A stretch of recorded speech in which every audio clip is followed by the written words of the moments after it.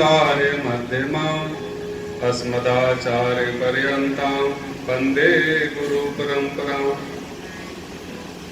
भक्त भक्ति भगवंत गुरु चतुर्नाम बपुवेग, इनके पद बंधन किए नासे विघ्न अनेक। श्री वृंदावन बिहारी लाल की जय, भक्त वत्सल भगवान की जय। परम अर्चनी वंदनी श्री स्वामी जी महाराज रामायण जी, उपस्थित सभी संत सदगुरु,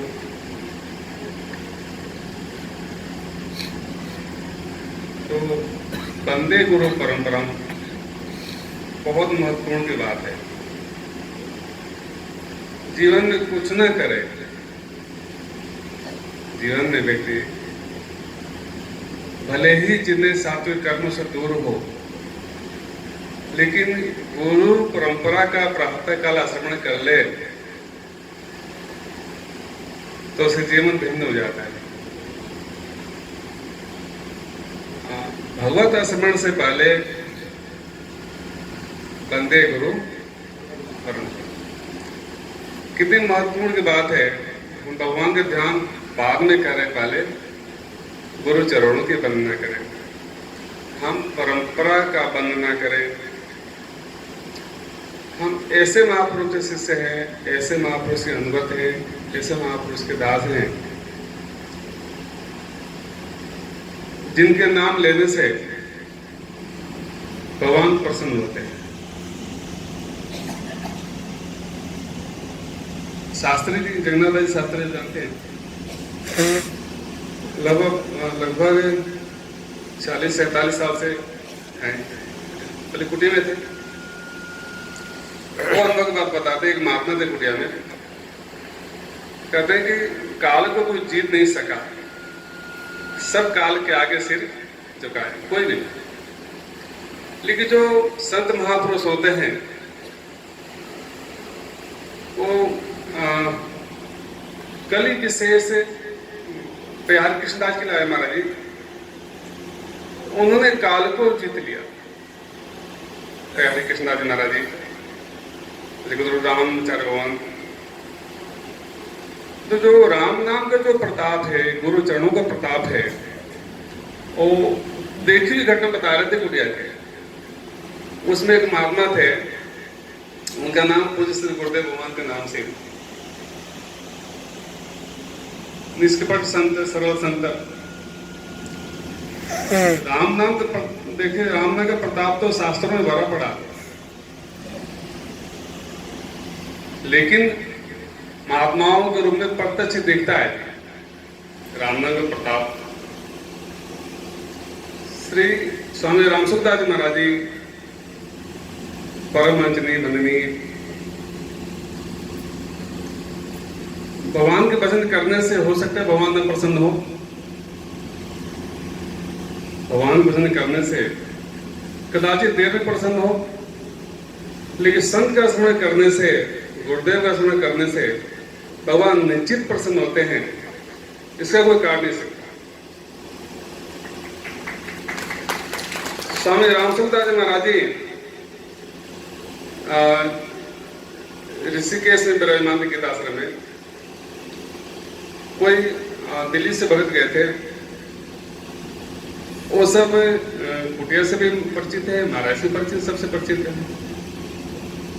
वो स्वामी जी से पूछे कि महाराज जी, श्री सुदामादास जी महाराज जी कैसे महापुरुष है?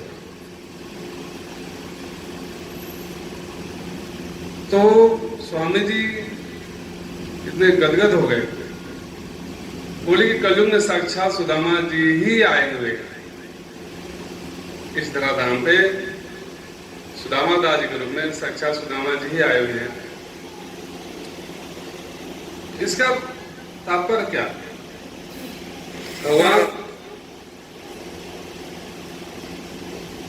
हमेशा नहीं आते, किसी विशेष कारण से ही आते हैं, लेकिन अपने स्वरूप में, संत रूप में हर जगह महापुरुष रूप में विराजमान है।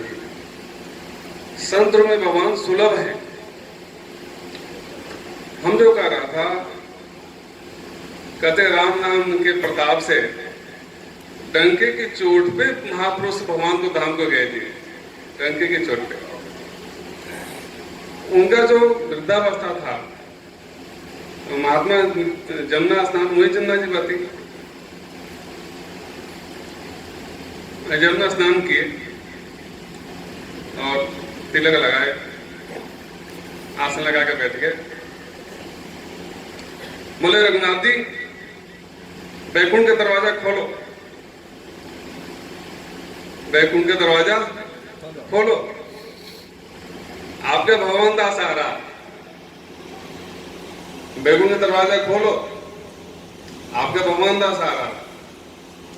3 बार सत्य बोला। अब भगवान के चरणों में ही लेट गई,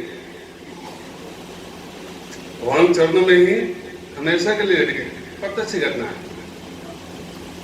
राम नाम के प्रताप से चाहे कोई दुनिया के लक्ष्मी पुत्र क्यों न हो, लक्ष्मीपति का ना अपराध होता, क्योंकि लक्ष्मीपति सिर्फ भगवान ही एक ही है। लक्ष्मी पुत्र क्यों न हो,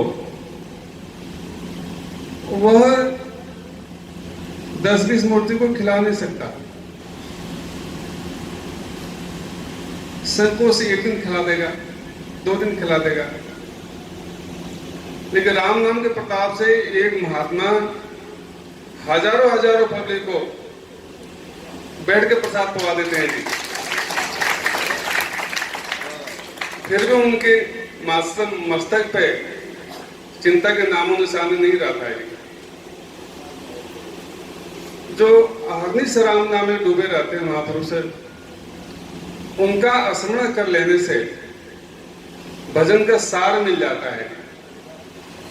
हम भजन करेंगे, हो सकता है किस हम उद्देश्य से भजन कर रहे हैं, किस पवित्रता से भजन कर रहे हैं। पुराने महात्मा बताते हैं टकसाल में, नाम अपराध में भी, नाम जपने में भी अपराध लगता है 10 नाम अपराध है।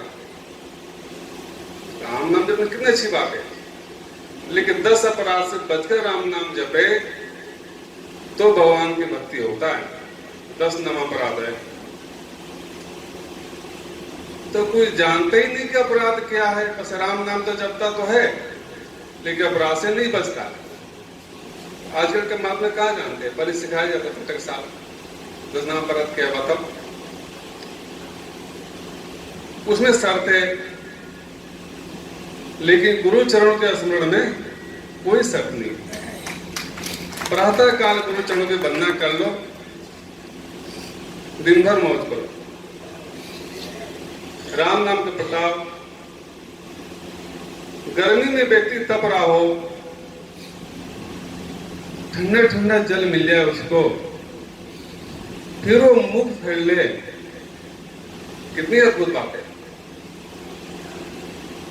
अभी भरत के चरित्र स्वामी जी ने बहुत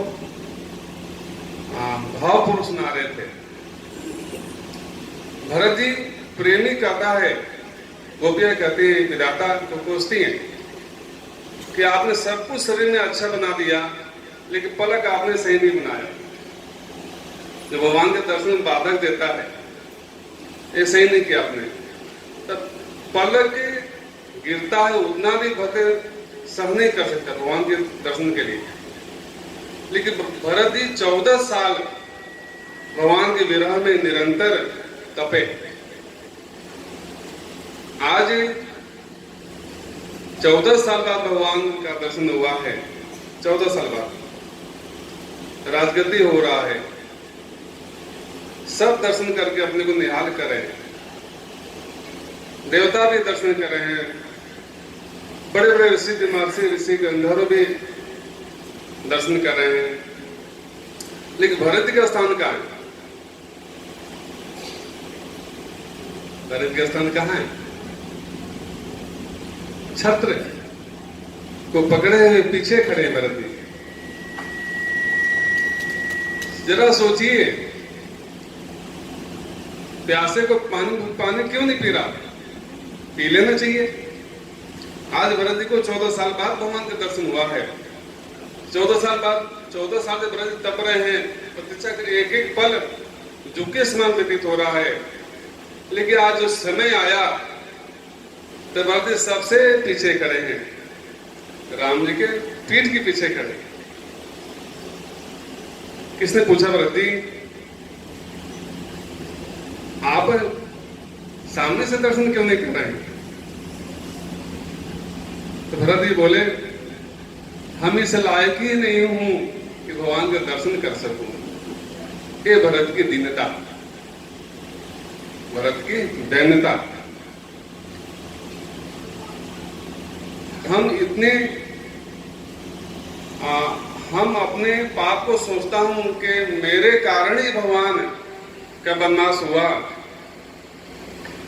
आज भी मेरी हिम्मत नहीं बनती मैं भगवान के सामने से दर्शन कर लूं, इसलिए दुबक करके पीछे खड़ा हूं। राम जी से किसने पूछा प्रभु ये क्या बात है, भरत जी कह रहे सही है क्या? भगवान राम बोले भैया देखो हम तो भरत के प्रेम के आगे सदा से ही हारता आया हूं।